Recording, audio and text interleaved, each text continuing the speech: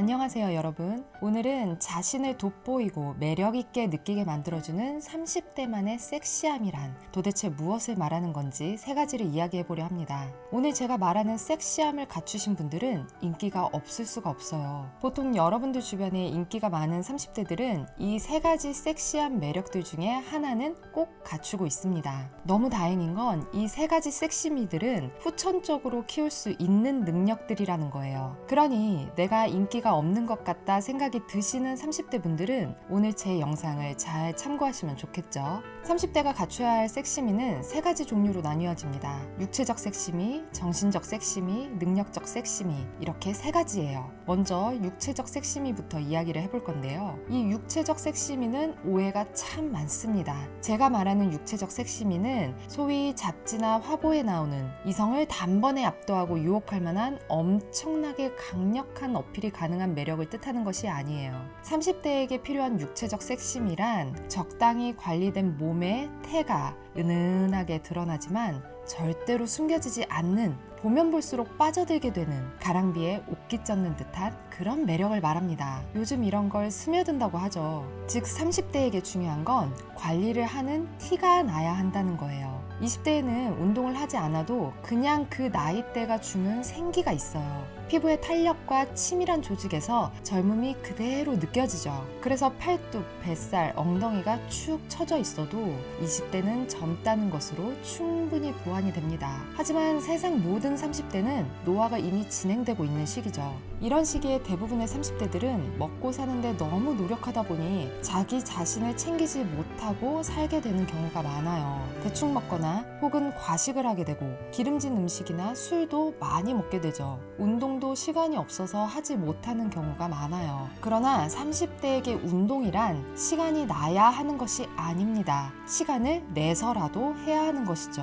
내가 나를 챙기려고 자발적으로 행동하지 않으면 노화의 기름을 확 붓게 되는 시기가 바로 이 30대입니다. 그래서 30대의 관리를 한 사람하고 안 한 사람하고는 나이가 들면 들수록 티가 확 나게 되는 거예요. 나이 들면서 관리를 안 하고 산 사람이 아무리 명품을 몸에 휘감는다고 해도 사실 하나도 예뻐 보이지 않거든요.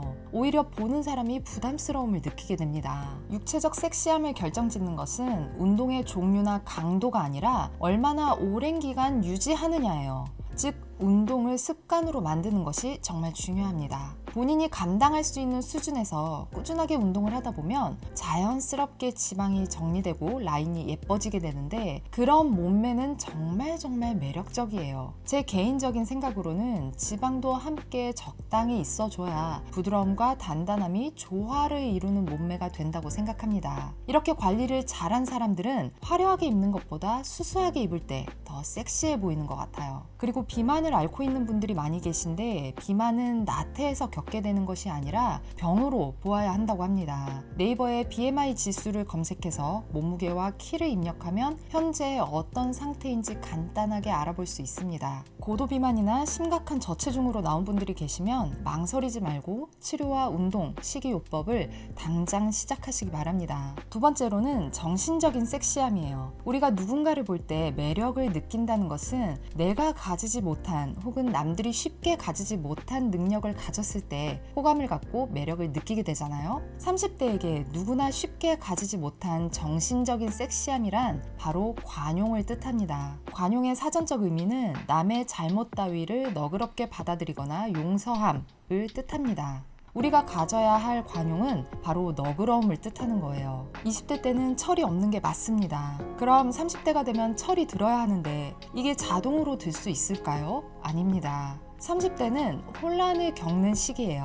본인의 기질과 가치관이 사회적 경험과 충돌하는 일들을 많이 겪습니다. 주변에 좋은 성품을 가진 멘토가 없는 사람들은 작은 일에도 예민해지거나 공격성을 띠게 되고 정서적 혼란이 심해지게 되면 관계 단절 혹은 복수의 시도를 하게 돼요. 부끄럽지만 제가 그랬던 것 같습니다. 그런데 이런 혼란한 마음을 잘 정리해서 내려놓지 못하면 시간이 지나고 나이가 들수록 그릇이 작고 옹졸한 사람으로 평가받게 되는 거죠. 좋은 사람을 만나 연애하고 결혼한다고 해도 내 안의 예민성과 공격성을 스스로 다루지 못하면 결혼 생활이 평탄할 수 없는 거예요. 혼란스러운 나의 성격이 내 결혼 생활에 파탄을 만들고 결국 이혼 사유가 됩니다. 그래서 좋은 사람을 만나 결혼을 차근차근 준비해야 하는 이 30대의 시기에 꼭 갖춰야 할 덕목이 바로 관용인 거예요.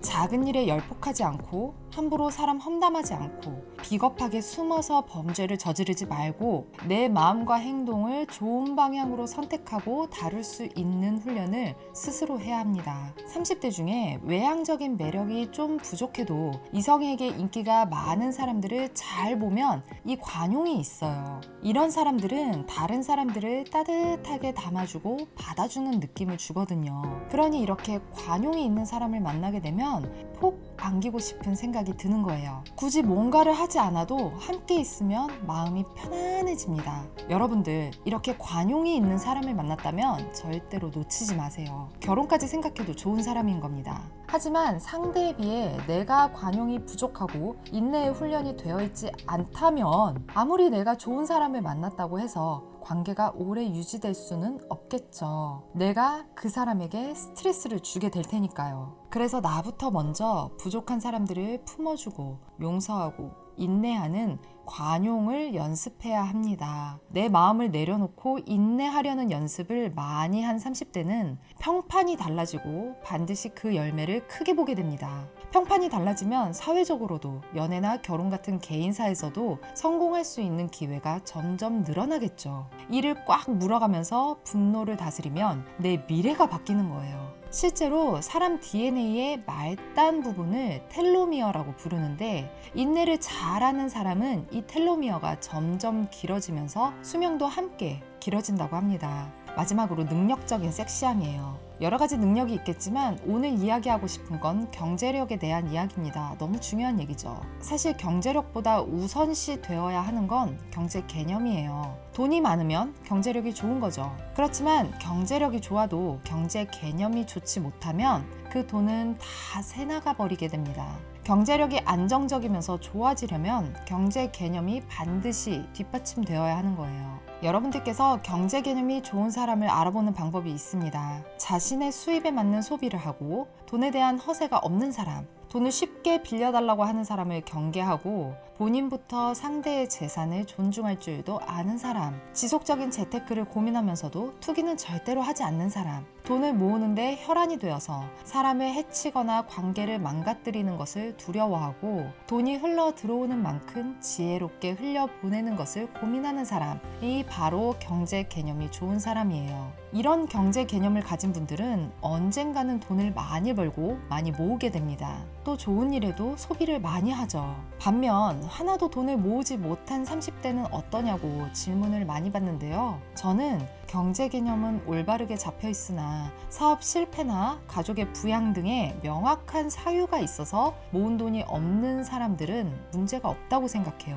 상대의 경제력을 볼 때 지금의 현상만 보면 실패할 가능성이 커요. 그 사람이 살아온 환경의 맥락을 파악하는 것이 굉장히 중요합니다. 그러나 형편도 좋고 자신의 수입도 있는데 큰 소비를 즐겨서 돈을 모으지 못했거나 혹은 사지 멀쩡한데 부모님과 애인에게 경제적으로 정서적으로 의존하려고 하는 사람은 아무리 가까운 사람이라도 경계하라고 말씀드리고 있습니다. 그리고 자신의 수입을 적은 금액이라도 꾸준하게 기부하고 있는 30대를 만났다면 그 사람도 정말 좋은 사람이에요. 이런 분들은 돈을 현명하게 소비하는 것을 고민하면서 관용도 있는 분들인 거예요. 30대가 꾸준하게 기부를 한다는 것은 굉장히 드문 일이고 정말 대단한 일입니다. 지금까지 육체적, 정신적, 능력적 섹시함에 대해서 이야기를 해봤는데요. 이 세 가지 섹시함의 공통점은 첫째, 꾸준히 배워야 하고 죽을 때까지 지식을 습득해야 한다는 것. 둘째, 습득한 지식을 내 몸에 흡수하기 위해 시간과 노력을 많이 들이면서 수많은 실패를 경험해봐야 한다는 것입니다.